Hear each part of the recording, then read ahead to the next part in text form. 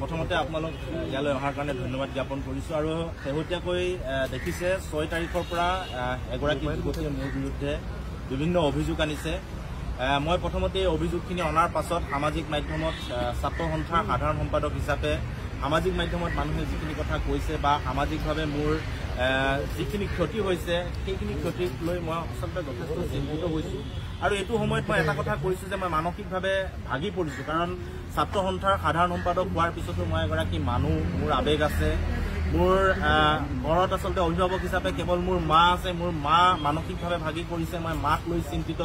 একে সময়তে যিগৰাকী যুৱতীয়ে তেখেতে ভৰ্তি হৈ আছে GMCত, সেই যুৱতীগৰাকীৰ স্বাস্থ্যক লৈ মই চিন্তিত হৈ আছোঁ আৰু মই মানুহ হিচাপে যথেষ্ট চিন্তিত হৈছোঁ, আৱেগিক হৈছোঁ আৰু এই গোটেই কথা বতৰাবিলাক মই গম্ভীৰভাৱে লৈছোঁ আৰু আপোনালোকক স্পষ্টকৈ কওঁ, কাৰণ মই প্ৰতিটো মুহূৰ্ততে সামাজিক ক্ষেত্ৰত হওক ব্যক্তিগত ক্ষেত্ৰত হওক মই সদায় যিবিলাক কথা কওঁ সদায় স্পষ্টকৈ ক'বলৈ চেষ্টা কৰোঁ আৰু আজিও মই যিখিনি কথা ক'ম আপোনালোকক স্পষ্টকৈ ক'ম। আৰু মই প্ৰথমতে মোৰ এই বিপদৰ মুহূৰ্তত মানসিকভাৱে ভাঙি পৰাৰ সময়ত বহু লোকে মোক মানসিকভাৱে সহায় কৰিছে, মানসিকভাৱে মোক সক্ৰিয় হৈ থাকিবৰ কাৰণে, সুস্থ হৈ থাকিবৰ কাৰণে বহুতে মোৰ কাষত থিয় দিছে। মই প্ৰথমতেই সেইসকলক ধন্যবাদ জ্ঞাপন কৰিছোঁ আৰু যিসকলে ধনাত্মক সমালোচনা কৰিছে সেইসকলকো ধন্যবাদ জ্ঞাপন কৰিছোঁ। আৰু প্ৰথম কথাটো হৈছে যে যিগৰাকী যুৱতীয়ে মোৰ বিৰুদ্ধে অভিযোগ উত্থাপন কৰিছে সেই যুৱতীগৰাকীৰ সৈতে প্ৰেমৰ সম্পৰ্ক থকাটো মই অকপতে স্বীকাৰ কৰোঁ যে এই যুৱতীগৰাকীৰ সৈতে মোৰ প্ৰেমৰ সম্পৰ্ক আছিল আৰু মই ভাবোঁ প্ৰেমৰ সম্পৰ্ক থকাটো কোনো অপৰাধ নহয়। আৰু 21 চনত মই যুৱতীগৰাকীৰ সৈতে চিনাকি হৈছিলোঁ বিশ্ববিদ্যালয়ত পঢ়ি থকাৰ সময়ত। এখন বিশ্ববিদ্যালয়ৰ মিটিঙলৈ যাওঁতে যিখন ফটো সামাজিক মাধ্যমত প্ৰকাশ পাই আছে সেই ফটোখন যিদিনাখন উঠিছিলোঁ সেইদিনাখন কিন্তু যুৱতীগৰাকীক মই চিনি নাপাওঁ। তাৰ পৰৱৰ্তী পৰ্যায়ত যুৱতীগৰাকীৰ লগত মোৰ চিনা পৰিচয় হৈছে, আমি প্ৰেমৰ সম্পৰ্কত আছোঁ, এই কথাটো সত্য। যোৱা এবছৰ ধৰি আমাৰ মাজত সংঘাতৰ সৃষ্টি হৈছিল আৰু সংঘাত সৃষ্টি হোৱাৰ পাছত লাহে লাহে সেই সংঘাতটো বাঢ়ি গৈছিল আৰু যুৱতীগৰাকীয়ে কোৱাৰ দৰে 6 মাহ ধৰি মোৰ তেওঁৰ লগত কোনো ধৰণৰ সম্পৰ্ক নাই আৰু তেওঁ যিখিনি কথা কৈছে মোৰ ঘৰৰ মানুহৰ লগত কথা বতৰা আটাইখিনি কথাই সত্য। তেওঁ মোৰ মাৰ লগতো কথা পাতিছে আৰু তেখেতে যিখিনি কথা কৈছে মই এই কথাখিনি অকপতে স্বীকাৰ কৰিছোঁ আৰু এবছৰৰ পৰা যিটো সংঘাত হৈছে সেই সংঘাতটো আচলতে সঁচা।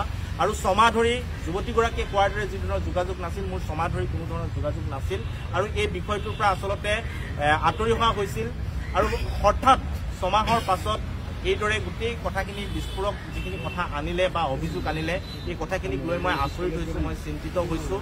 আৰু মই এটা কথা কৈছোঁ যে প্ৰেমটো হৈছে এটা বিশ্বাসত বিচ্ছেদ থাকিব পাৰে, কিন্তু সেই বিশ্বাস বা সেই বিচ্ছেদক লৈ আমি ব্যক্তিগত পৰ্যায়ৰ গোটেই কথা বতৰাবিলাক সামাজিকভাৱে কেনেদৰে আগবঢ়াই লৈ যাম সেই কথা বতৰাখিনি আচলতে মই নাজানো। আৰু হয়তো শংকৰজ্যোতি বৰুৱা মই ছাত্ৰ সন্থাৰ সাধাৰণ সম্পাদক নোহোৱা হ'লে এই বিষয়বিলাক ইমান নাপালেহেঁতেন। যিহেতু মোৰ গাত সামাজিক দায়বদ্ধতা আছে তাৰ কাৰণে গোটেই বিষয়বিলাক ৰাইজে সক্ৰিয় হৈছে, গতিকে মই সেই বিষয়ত বেয়া পোৱা নাই। কিন্তু এটা কথা মই আপোনালোকক কৈছোঁ যে যেতিয়াই যুৱতীগৰাকীয়ে এইবোৰ অভিযোগ আনিছে, অভিযোগ অনাৰ পিছত তেখেতে এজাহাৰ দাখিল কৰিছে আৰু সেই এজাহাৰৰ কপি মই যেতিয়া ফেচবুক বা আন মাধ্যমত পাইছোঁ মই লগে লগে ন্যায়ালয়ৰ কাষ চাপিছোঁ আৰু তেওঁ এজাহাৰত যিবোৰ কথা উত্থাপন কৰিছে সেই কথাবোৰৰ সন্দৰ্ভত মই যুক্তি সহকাৰে ন্যায়ালয়ত মোৰ কথাবিলাক কৈছোঁ। আৰু 6 তাৰিখে যুৱতীগৰাকীয়ে এজাহাৰ দিছিল আৰু মই 7 তাৰিখৰ দিনাখনেই মোক কোৰ্টে অগ্ৰিম জামিন দিছে। শনিবাৰ দিনাখনেই মোক জামিন দিছে, এইটো জামিনৰ কপি, ইয়াত গোটেইখিনি কথা লিখা আছে। লগে লগে মোক অগ্ৰিম জামিন দিছে আৰু তাই যিখিনি অভিযোগ উত্থাপন কৰিছে মোৰ ওপৰত সেই অভিযোগখিনিৰ ভিত্তিতেই মই জামিন লাভ কৰিছোঁ। আৰু 7 তাৰিখে জামিন পোৱাৰ পিছতো মই কিন্তু থানাত গৈ জামিনৰ কাগজখন যোৱাকালি দিছোঁ, কালি গৈ মই জমা কৰিছোঁ। আৰু পৰৱৰ্তী যিসমূহ কেছ এতিয়া যদি আপোনালোকে সোধে সংঘাত কিয় হ'ল কি নহ'ল, এই গোটেইখিনি আচলতে ব্যক্তিগত কথা। আৰু যিহেতু এতিয়া কেছটো ন্যায়ালয়ৰ মজিয়ালৈ গ'ল, ন্যায়ালয়ৰ মজিয়ালৈ যোৱাৰ পিছত আমাৰ যিখিনি বিপদ আহিছে এই বিপদক মূৰ পাতি লৈছোঁ আৰু মই কোনো কাৰণতে এই কথা বতৰাবিলাক অস্বীকাৰ কৰা নাই। আৰু কিন্তু যিখিনি কথা বতৰা কৈছে যে প্ৰতাৰণা কৰা, আন কৰা যিখিনি অভিযোগ আনিছে সেইসমূহ কিন্তু অভিযোগ, সেই অভিযোগসমূহ এতিয়ালৈকে প্ৰমাণিত হোৱা নাই। প্ৰমাণ কৰিব আদালতত, মোৰ যিখিনি ক'বলগীয়া মই সেইখিনি আদালতত দিম। আৰু মই এটা কথা জানো যে যুৱতীগৰাকীৰ লগত মোৰ প্ৰেম আছিল, সেই কথাটো মই অকপতে স্বীকাৰ কৰিছোঁ। আৰু সেই প্ৰেম যেতিয়া আছিল তেতিয়া আমাৰ মাজত যি মধুৰ সম্পৰ্ক আছিল সেই সম্পৰ্কক মই আজিও শ্ৰদ্ধা কৰোঁ। আৰু সেইকাৰণে কি কাৰণে সংঘাত হ'ল সেই কথাখিনি মই ৰাজহুৱাকে ক'ব বিচৰা নাই। ৰাজহুৱাকে কৈ মই কাৰো আচলতে কোনো ধৰণৰ ব্যক্তিগত আক্ৰমণ কৰিব বিচৰা নাই। আৰু কোনোবাই যদি মোক ৰাজহুৱাকৈ বিভিন্ন সামাজিক মাধ্যমত যুৱতীগৰাকীয়ে যদি ৰাজহুৱাকৈ মোক আচলতে বিচলিত কৰি বা বিভিন্ন ফটো আন বিষয়সমূহ ৰাজহুৱাকৈ তেখেতে প্ৰকাশ কৰি যদি তেখেতৰ মানসিক পৰিস্থিতি ভাল নহয় বুলি কৈছে আৰু এই ধৰণৰ কাম কৰিলে যদি মানসিক পৰিস্থিতি ভাল হয় তেতিয়াহ'লে মোৰ তাত আপত্তি নাই। কাৰণ মই এতিয়া ন্যায়ালয়ৰ দ্বাৰস্থ হৈছো, উকিলৰ লগত কথা বতৰা পাতিছো, আইনজ্ঞৰ পৰামৰ্শ লৈছো, ইতিমধ্যে অগ্ৰিম জামিন পাইছো। পৰৱৰ্তী যিসমূহ বিষয় যিখিনি এভিডেন্স থাকিব, যিখিনি মোৰ কথা বতৰা ক'বলগীয়া থাকিব, সেই কথা বতৰাখিনি মই ন্যায়ালয়ত ক'ম। কাৰণ ৰাজহুৱাকৈ কোৱা কথা বতৰাখিনিয়ে কোৰ্ট অফ কণ্ডেম হ'ব, ন্যায়ালয়ক অৱমাননা কৰা হ'ব। গতিকে মোৰ সকলো তথ্য মই ন্যায়ালয়ত দিম আৰু যিয়ে আচলতে আইনী প্ৰক্ৰিয়াত যুঁজ দিব বিচাৰে এই যিসমূহ তথ্য থাকে সেই তথ্যসমূহ ন্যায়ালয়ত দিবৰ কাৰণে ব্যৱস্থা গ্ৰহণ কৰিব লাগে। সামাজিক মাধ্যম বা আন জৰিয়তে মানুহৰ ব্যক্তিগত যি ধৰণৰ আচলতে হানি কৰাৰ চেষ্টা কৰে এই ধৰণৰ কথা বতৰাবিলাক মই উপযোগী নহয় বুলি ভাবোঁ। গতিকে মোৰ হাতত যিবিলাক তথ্য আছে, মই যিখিনি ক'বলগীয়া আছে, মই সেই কথাখিনি ব্যক্তিগত কথা বতৰাবিলাক মই ৰাজহুৱাকৈ কাৰো আগত নক'ম। সেইখিনি মই ন্যায়ালয়ৰ ওচৰত দ্বাৰস্থ হ'ম, ন্যায়ালয়ক ক'ম আৰু ন্যায়ালয়ৰ পৰা যি ৰায় আহিব সেই ৰায়ৰ পিছত মোৰ যিখিনি পৰৱৰ্তী পদক্ষেপ সেই পৰৱৰ্তী পদক্ষেপখিনি মই গ্ৰহণ কৰিম। কালি দিছপুৰ আৰক্ষীয়ে আপোনাক কিবা সুধিছে নেকি? আপুনি মই কোৰ্টৰ পৰা যেতিয়া বেইল পোৱা যায় সেই বেইলখন থানাত জমা দি এটা ৰিচিপ্ট কপি আনিব লাগে আৰু মই সেই ৰিচিপ্ট কপিটো আনিবলৈ গৈছোঁ। আৰু ৰিচিপ্ট কপিটো আনিবলৈ যাওঁতে মোৰ পৰা ষ্টেটমেণ্ট লৈছে গোটেই ঘটনাটোত কি কি ঘটনা সংঘটিত হৈছে আৰু মই যিখিনি কথা ন্যায়ালয়ত কৈছোঁ অগ্ৰিম জামিনৰ কাৰণে সেই একেখিনি কথাই মই দিছপুৰ আৰক্ষী থানাত কৈছোঁ আৰু আৰক্ষী থানাত কোৱাৰ পিছত মোক ৰিচিভ কৰি পেলাই যাবলৈ দিছে। আপুনি কোৱাৰ দৰে শংকৰজ্যোতি বৰুৱা যদি আজি আছুৰ সম্পাদক নহ'লহেঁতেন হয়তো ইমান বিতৰ্ক নহ'লহেঁতেন। কাৰণ আছুৰ প্ৰতি আদিত আছে সকলোৰে। গতিকে এই ক্ষেত্ৰত কি হ'ব এতিয়া স্থিতি? কাৰণ আপোনালোক আছুৱে সকলোতে প্ৰতিবাদ কৰি থাকে যে ন্যায় লাগিব যুৱতী নিৰ্যাতন হ'লে। গতিকে আজি আপোনাৰ বিৰুদ্ধে এনেকুৱা আহিলে, গতিকে কেনেধৰণে কি কৰে? মই কথা কৈছোঁ যে এইটো অভিযোগ বহুতৰে বিৰুদ্ধে আহিব পাৰে। অভিযোগ প্ৰতাৰণা কৰা বা আন কিবা অভিযোগ, বহুতে অভিযোগ দিব পাৰে আৰু এই অভিযোগসমূহ প্ৰমাণ হ'ব লাগিব। অভিযোগসমূহ বিভিন্ন ব্যক্তি যদি অভিযোগসমূহ দিয়াৰ লগে লগে যদি তেওঁ দোষী হৈ গ'লেহেঁতেন তেতিয়া আইন নাথাকিলেহেঁতেন, আদালত নাথাকিলেহেঁতেন, পুলিচ নাথাকিলেহেঁতেন, মৰেল পুলিচিং কৰি বা মানুহে গোটেই ন্যায় দি দিব পাৰিলেহেঁতেন। কাৰণ ফেচবুকত বহুতে ন্যায় দি আছে, কোনোবাই ন্যায়াধীশৰ ভূমিকা পালন কৰিছে। গতিকে অভিযোগ মই কাৰোবাৰ বিৰুদ্ধে অভিযোগ আনিব পাৰোঁ, মোৰ বিৰুদ্ধে কোনোবাই অভিযোগ আনিব পাৰে। অভিযোগ অনাৰ লগে লগে যদি গোটেই কথাটো প্ৰমাণেই হৈ যায় তেনেহ'লে আইন আদালতৰ কোনো দৰকাৰে নাথাকিব। যিহেতু অভিযোগ আনিছে সেই অভিযোগ মই যিখিনি অভিযোগ আনিছে, যিখিনি স্বীকাৰ কৰিব লাগে মই কৰিছোঁ আৰু যিখিনি মোৰ হাতত তথ্য আছে সেইখিনি মই ন্যায়ালয়ক দিম। ন্যায়ালয়ে যেতিয়া সুদ উত্তৰ দিব তাৰ পৰৱৰ্তীসমূহ পদক্ষেপসমূহ মই পুনৰ আকৌ গ্ৰহণ কৰিম। আচলতে অভিযোগ এইটো অভিযোগ বিভিন্ন ধৰণৰ দিব পাৰে, পিষ্টল দিব পাৰে, বোমা বাৰুদ দিব পাৰে, মই ডিঙি চেপি দিয়া বুলি দিব পাৰে, বিভিন্ন ধৰণৰ দিব পাৰে। যদি এটা কথা আপোনালোকে চাব কৈছে যে 31 তাৰিখে মই গুলিয়াবলৈ লৈছিলোঁ, পিষ্টল লৈছিলোঁ, ডিঙি চেপা দিছিলোঁ, এনেকুৱা ধৰণৰ কথা FIR লিখিছে। 31 মে'ৰ পৰা কেছখন দিছে 6 ছেপ্টেম্বৰত। যিদিনাখন মই পিষ্টল লৈ গুলিয়াবলৈ লৈছিলোঁ সেইদিনাখন হয়তো কাৰোবাক যদি আজি কোনোবা এগৰাকী ব্যক্তিক গুলিয়াবলৈ লওঁ, তেওঁ লগে লগে পলাই থানালৈ যাব নে 3 মাহৰ পিছত তেওঁ থানালৈ যাব? এই প্ৰশ্নটো আচলতে সকলোৱে কৰা উচিত। আৰু মই এইখিনি কথা মই কৈছোঁৱে যে মই এইখিনি কথা কোৰ্টত বা যুক্তিৰে যিখিনি কথা ক'ব লাগে মই সেইখিনি কথা কোৰ্টত ইতিমধ্যে কৈছোঁ। পিষ্টল, বোমা বাৰুদ বিভিন্ন কথা ক'ব পাৰে, সেইবিলাক অভিযোগ, সেই অভিযোগবিলাক সত্যতা প্ৰমাণ কৰিব ন্যায়ালয়ে। গতিকে ন্যায়ালয়ৰ ওপৰত মোৰ আস্থা আছে, ভৰসা আছে। ন্যায়ালয়ে যিদৰে অগ্ৰিম জামিন দিছে গোটেই বিষয়টোত মই জয়ী হ'ম আৰু জয়ী হোৱাৰ পিছত এই যিবিলাক আচলতে সামাজিকভাৱে মোক বিভিন্ন বিষয়ত যিবিলাক কৰা হৈছে সেইবিলাকৰ তথ্য মই সংগ্ৰহ কৰিছোঁ আৰু সকলোৰে ওপৰত তাৰ পৰৱৰ্তী পদক্ষেপসমূহ মই গ্ৰহণ কৰিম। আছুৰ মজিয়াত মই থাকিম বা আছুৰ মজিয়াত কি হ'ব গোটেই কথা বতৰাখিনি এতিয়াও আলোচনা হোৱা নাই। কাৰণ বেইল লোৱাৰ পিছত গোটেই প্ৰক্ৰিয়াটো মই বেইল প্ৰক্ৰিয়াত আছিলোঁ, ন্যায়ালয়ত যুঁজ দি আছিলোঁ আৰু আমি এতিয়া আলোচনাত বহিম। আলোচনাত বহাৰ পিছত আচলতে গণতান্ত্ৰিকভাৱে চলা এটা সংগঠনটোৰ যি ৰায় হ'ব মোৰো সেই ৰায় হ'ব, সেই কথাই স্পষ্ট। নিশ্চিতভাৱে আচলতে অভিযোগ যেতিয়া আহে, অভিযোগ অহাৰ সময়ত আমি ছাত্ৰ সন্থাৰ পৰিয়ালটোৱে বিভিন্ন ধৰণৰ কথা বতৰা আমি আলোচনা কৰোঁ। আইনৰ পৰামৰ্শ লোৱাৰ কথা, এই গোটেই কথা বতৰাখিনি আমি সকলোৱে বিলোচনা কৰি আছোঁ। আৰু আজি যিহেতু অগ্ৰিম বেল মই 7 তাৰিখে পাইছোঁ, 7 তাৰিখে পোৱাৰ পিছত মই কালি থানাত গৈ অগ্ৰিমখন জমা দিছোঁ।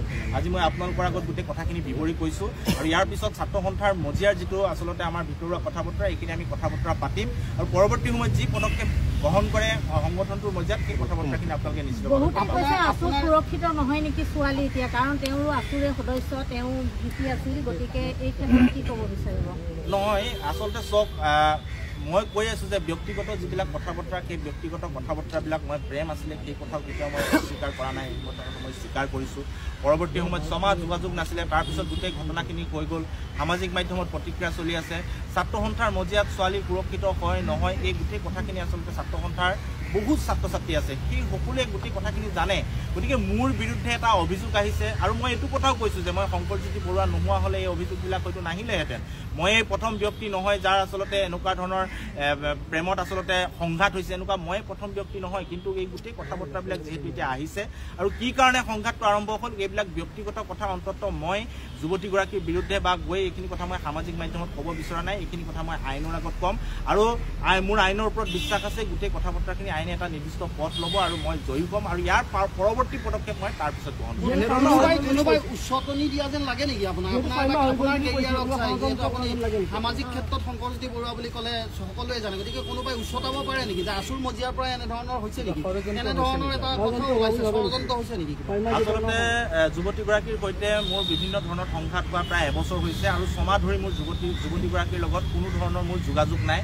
এই কথা যুৱতীগৰাকীয়েও কৈছে, আৰু এই কথা ময়ো আপোনালোকক কৈছোঁ। গতিকে এই ছমাহত কোনে পৰিচালনা কৰিছে, কি কৰিছে, মই যুৱতীগৰাকীৰ পৰা কোনো ধৰণৰ তথ্য পোৱা নাই, বা মই যোগাযোগ কৰিবলৈ চেষ্টাও কৰা নাই। কাৰণ তেওঁ এটা অভিযোগ আনিছে, এই অভিযোগটো খণ্ডাব লাগিব, খণ্ডাম ক'ত, আইনৰ যোগেদি খণ্ডাম। গতিকে মই সেই প্ৰক্ৰিয়াটোত ব্যস্ত আছোঁ, আৰু যদি কোনোবাই পৰিচালনা কৰিছে বা তেওঁৰ লগত কোন ব্যক্তি জড়িত হৈ আছে, এই কথা বতৰাবিলাক মই খুচৰিবলৈ আচলতে চেষ্টা কৰা নাই। গোটেই প্ৰক্ৰিয়াটো আইনৰ মজিয়াৰে যাব, আইনে যি উত্তৰ দিয়ে, যি ধৰণে আগবঢ়াই লৈ যাব, সেই ধৰণে যাবৰ কাৰণে চেষ্টা কৰিম। দিল্লীত গৈ বা জেপি নাড্ডাক লগ কৰাৰ পিছৰে পৰা আপোনাৰ ওপৰত সকলোৰে দৃষ্টিগোচৰ হৈছিল এই বিষয়টো, এই এনেকুৱা ধৰণৰ বিলাকত বেছি উচতনিমূলক হৈছে নেকি, এই কথাটো আহি পৰিছিল? দিল্লী যাত্ৰাটোৰ মূল কথা হৈছে যে দিল্লী যাত্ৰা যেতিয়া গৈ বা মুখ্য উপদেষ্টা সুধিলে আপোনালোকে গম পাব, গোটেইটো সিদ্ধান্ত হোৱাৰ যাত্ৰা আছিল, আৰু আমি তিনিওগৰাকী তাত উপস্থিত হোৱাৰ কথা আছিল। কিন্তু যিটো এপইণ্টমেণ্টৰ তাৰিখ আছিল, তাৰিখটো খেলি মেলি হোৱাৰ কাৰণে 2 দিন পিছুৱাই গ'ল, যাৰ কাৰণে ডিব্ৰুগড়ৰ সমস্যা হিচাপে মই তাত ৰৈ দিলোঁ, আৰু বাকী দুজন গুৱাহাটীলৈ আহিব লগা হ'ল। আৰু এই যাত্ৰাটোত আচলতে তেনেকুৱা কিবা সংঘাত আহিব বা তেনেকুৱা ধৰণৰ কিবা ৰাজনীতি হ'ব মোৰ মনে ধৰা নাই। সম্পূৰ্ণ এটা খোলাখুলি যাত্ৰা আছিল। মই সামাজিক মাধ্যমৰ জৰিয়তে প্ৰতিগৰাকীক লগ কৰি কি হ'ল কি নাই গোটেইখিনি প্ৰচাৰ কৰিছোঁ। সংঘাত কাৰখানাক লৈ যোৱা এটা ইছ্যু আছিল, গতিকে এইবিলাক কথা ইয়াত প্ৰতিক্ৰিয়া কৰিব যে মোৰ মনে ধৰা নাই, আৰু যদিও কৰিছে মই কেতিয়াও খুচৰি চোৱা নাই বা মই বিচাৰ্য কৰা নাই। গোলাঘাটত যিহেতু আছুৰ ফালৰ পৰা মন্ত্ৰী অতুল বৰাক মাতোতে আপুনি সেই কমিটিখন ভংগ কৰি দিছিল, বহুতেই কৈছে যে সেইগৰাকী শংকৰজ্যোতি বৰুৱাই দিল্লীত গৈ কেনেধৰণে জেপি নাড্ডাক লগ ধৰিব পাৰে, গতিকে তেওঁ পদত্যাগ কৰিব লাগিব। আচলতে বিষয়টো চাওক, ছাত্ৰ সন্থাৰ মজিয়াত ক'ৰবাত আনি ভোজ ভাত খোৱা আৰু এটা ৰাজহুৱা বিষয়ত গৈ এগৰাকী মন্ত্ৰীক লগ কৰাটো সম্পূৰ্ণ পৃথক। এতিয়া বহুতে ভাবি থাকে জেপি নাড্ডা ৰাষ্ট্ৰীয় প্ৰেচিডেণ্ট বা ৰাষ্ট্ৰীয় সভাপতি বুলি, কিন্তু জেপি নাড্ডা ফাৰ্টিলাইজাৰ আৰু কেমিকেল মিনিষ্টাৰ হয়, তেওঁ স্বাস্থ্যমন্ত্ৰী হয়। আৰু আমি যিটো ইছ্যুত গৈছিলোঁ সেই ইছ্যুটো আছিলে যে নামৰূপ সাৰ কাৰখানাটো ৰক্ষা কৰিব লাগে। গতিকে নামৰূপ সাৰ কাৰখানা ৰক্ষা কৰিবলৈ হ'লে আমি অমিত শ্বাহৰ ওচৰলৈ গ'লে নহ'ব, আমি যাব লাগিব জেপি নাড্ডাৰ ওচৰলৈ, কাৰণ তেওঁ হৈছে ফাৰ্টিলাইজাৰ মিনিষ্টাৰ। আৰু আমি সৰ্বানন্দ সোণোৱালক একে সময়তে লগ কৰাৰ মূল লক্ষ্য হৈছে যে য'ত ইণ্ডাষ্ট্ৰিটো আছে, য'ত ইণ্ডাষ্ট্ৰিটো নীতি আয়োগে বন্ধ কৰি দিয়াৰ কাৰণে নটিচ উলিয়াইছে, সেই লোকসভা সমষ্টিটোৰ সাংসদগৰাকী হৈছে সৰ্বানন্দ সোণোৱাল, আৰু তেওঁ এগৰাকী কেন্দ্ৰীয় মন্ত্ৰী। গতিকে দুয়োগৰাকীকে আমি এই গোটেই বিষয়খিনি অৱগত কৰিছোঁ, আৰু মই ভাবোঁ যে সাৰ কাৰখানাৰ বিষয় এটা সাৰ কাৰখানা মন্ত্ৰীৰ ওচৰলৈ যাব, এই বিষয়টোত অমিত শ্বাহৰ ওচৰলৈ কোনো নাযায়। গতিকে এইটো এটা পৰম্পৰা কথা। আৰু মই যদি জেপি নাড্ডাৰ ঘৰত গৈ ভাত খালোহেঁতেন, জেপি নাড্ডাক মাতি আনি অফিচত ভাত খোৱালোহেঁতেন, তেতিয়া বিষয়টো সুকীয়া হ'লহেঁতেন। মই নিজেই গৈ জেপি নাড্ডাক লগ কৰিছোঁ, লগ কৰি পেলাই এখন ফটো প্ৰকাশ কৰিছোঁ, সংবাদ মাধ্যমত গোটেই কথাখিনি কৈছোঁ, আৰু গোটেই কথাটো ছাত্ৰ সন্থাৰ মজিয়াত সভাপতি সম্পাদক সকলোৱে জ্ঞাত হৈ সিদ্ধান্ত অনুসৰি সদৌ ডিব্ৰুগড় জিলা ছাত্ৰ সন্থাৰ আঞ্চলিক পৰ্যায়ৰ কমিটিলৈকে গৈছোঁ। গতিকে তাত কোনো বিতৰ্ক আচলতে হ'বলগীয়া নাই। যদি মই মাতি ভোজ ভাত খোৱালোহেঁতেন তেনেহ'লে কথাটো সুকীয়া হ'ল।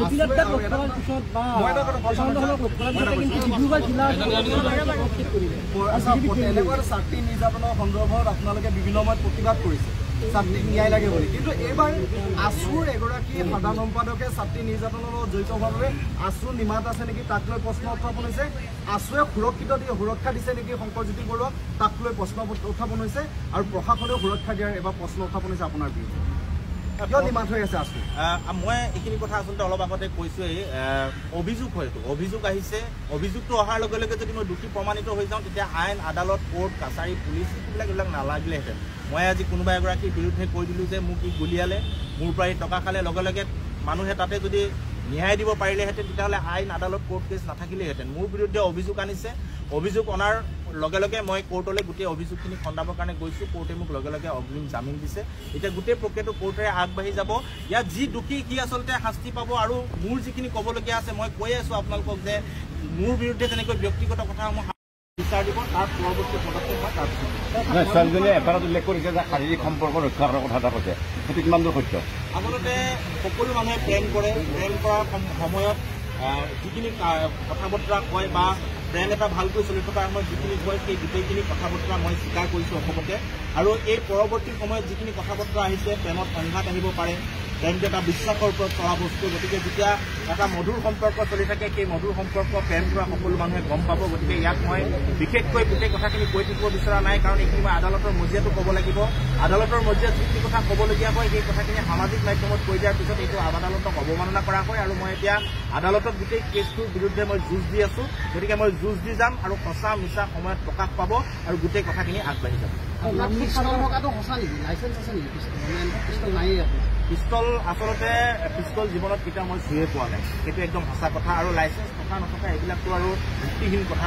কেনেকৈ লাইচেঞ্চ থাকিব, লাইচেঞ্চ থাকিলে পুলিচে গম পালেহেঁতেন। আৰু পিষ্টল এটা আছে বুলি কৈ দিয়াটো সহজ, অভিযোগটো অনাটো সহজ, কিন্তু পিষ্টলটো কেনেকৈ আহিব মানুহৰ হাতলৈ, কেনেকৈ থাকিব, এই গোটেই কথা বতৰাখিনি তদন্ত কৰিলে ওলাই পৰিব। আৰু যদি মোৰ বিৰুদ্ধে যিখন গোচৰ ৰুজু হৈছে তাক যদি আৰ্মেক যদি লাগিছে, তেনেহ'লে নিশ্চিতভাৱে পুলিচে যি প্ৰক্ৰিয়াৰে যাব লাগে যাব, আৰু সময়ত আপোনালোকে সকলো গম পাব। গতিকে এই অভিযোগ বিভিন্ন আহিব। এই অভিযোগসমূহ মই কৈছে পিষ্টল নালাগে, মই গ্ৰেনেড দলিয়াই দিয়া বুলিও অভিযোগ আহিব। গতিকে এই অভিযোগসমূহ প্ৰমাণ হ'ব আইনৰ কাঠগড়াত। গতিকে আইনৰ কাঠগড়াত প্ৰমাণ হোৱালৈকে মই ৰম, তাৰপিছত মই মোৰ পৰৱৰ্তী পদক্ষেপ